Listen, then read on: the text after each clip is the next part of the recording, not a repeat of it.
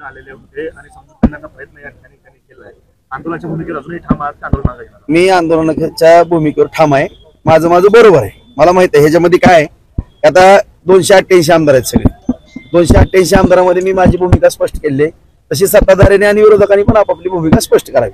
आता मी ऐकत होतो दादा म्हणाले की मुख्यमंत्र्यांनी मला माहिती आहे त्यांनी रिक्वेस्ट करायची असते वगैरे तो सगळं, परंतु मी विधानसभा अध्यक्षांना पण विनंती केलेली आहे, राज्यपाल महोदयाला पण पत्र दिलेलं आहे, मुख्यमंत्री साहेबाला पण पत्र दिलेलं आहे, दोन्ही उपमुख्यमंत्र्यांना दिलेलं आहे, दादांनाही संसदीय कार्यमंत्री म्हणून दिलेलं आहे, सगळ्या आमदारांना पण आज सगळे पत्र रवाना झालेले आहेत, सगळ्या पक्षांच्या अध्यक्षांना सुद्धा पवार साहेबांना दिलेलं आहे, उद्धव साहेबांना दिलेलं आहे, नाना पटोले साहेबांना दिलेलं आहे, एकनाथ शिंदे साहेब पक्षाचे शिंदे शिवसेना त्यांनाही दिलेलं आहे, अजितदादा साहेबाला पण दिलेलं आहे, भारतीय जनता पार्टीच्या अध्यक्षांना पण दिलेलं आहे, सगळ्यांनाच पत्र दिलेलं आहे आणि विरोधी पक्ष नेत्यांना पण दिले दोन्ही. हो राहणार आहे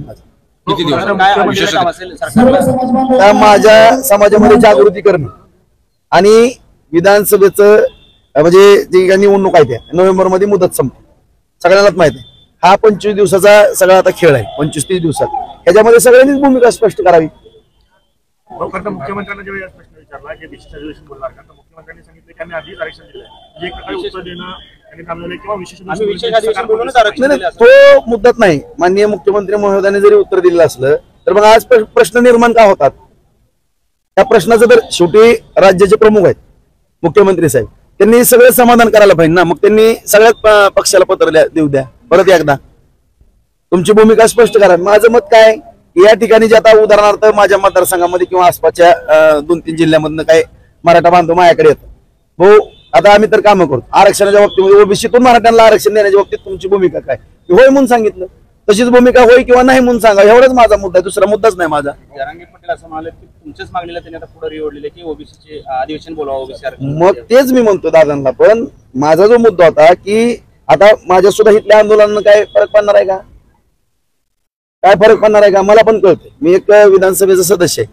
हा फैसला कुठे होणार आहे, विधानसभेमध्ये किंवा कोर्टामध्ये. तीच मागणी करा ना आपण. विधानसभेचं अधिवेशन बोलवल्याशिवाय प्रश्न मिटणार आहे का. विधानसभेचं अधिवेशन बोलण्याकरता दादांनी पण प्रयत्न करावे, दादांनी पण तीव्र लढा उभा करावा. दुसरा माझा मुद्दा काय, दादांनी जर एकदम करेक्ट ट्रॅकवरती आंदोलन घेतलं असतं तर मला हे हस्तक्षेप करण्याचा माझा मुद्दाच नव्हता.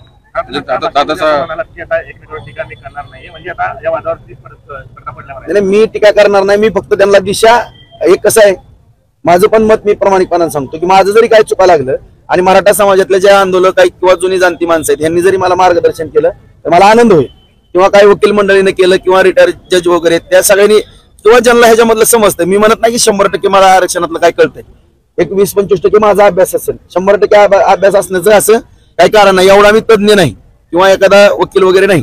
त्यामुळं मला जर काय अडचण आली तर मी योग्य मार्गदर्शन ज्या जुन्या जाणत्या माणसांचं ह्याच्यामध्ये घेईन नाही.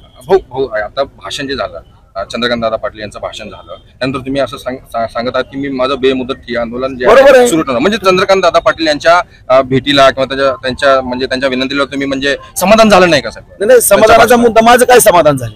दादा आले, दादानी आता आमच्या 1-2-3 विषय आहेत.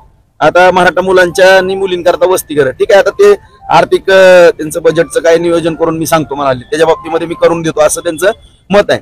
दुसरा मुद्दा आमच्या मराठा समाज बांधवांच्या किंवा इतर गोरगरीब जे समाज आहेत शिक्षणाच्या बाबतीमध्ये मुलींच्या बाबतीमध्ये दादांनी निर्णय घेतला, मुख्यमंत्री साहेबांनी किंवा दोन्ही उपमुख्यमंत्र्यांनी निर्णय घेतलेला आहे. मुलींना शिक्षण मोफत, तसंच मुलांना पण शिक्षण मोफत करा. शिक्षणात कोणाचा हिच ठेवू नका ना. त्याच्या बाबतीमध्ये सुद्धा म्हणले मला काळजी करू नका, मी त्याच्या बाबतीमध्ये सकारात्मक निर्णय घेतो.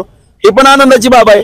या निमित्तानं जर माझ्या मराठा समाजातल्या मुलांमुळे आज माझी माऊली खुरपायला जाते किंवा माझा एखादा दारा धरायला जातो माझा शेतकरी बांधव आणि त्यांना 50,000 लाख 2 लाख 5 लाख 10 लाख सगळ्या ठिकाणी जे काही मुलींच्या बाबतीमध्ये जे निर्णय झालेला आहे तसंच मुलांच्या बाबतीमध्ये निर्णय घ्यावा, विषय संपला. ठीक आहे, 2-3 बातमी तुम्हाला 2-3 माहिती सकारात्मक वाटल्या, मग नकारात्मक कोणती वाटली? नाही, माझा अधिवेशनाचा मुद्दा तसा ठेवलाय ना अर्धा त्यांनी. आता ते म्हणाले मी मुख्यमंत्र्यांशी बोलतील ते जाऊन, त्याच्यावर 2-3 दिवसात काय निर्णय होईल आणि त्याच्यानंतर मग माझ्या भूमिका सगळ्या समाज बांधवांच्या मार्गदर्शनात मी काय भूमिका घेत राहणार आहे.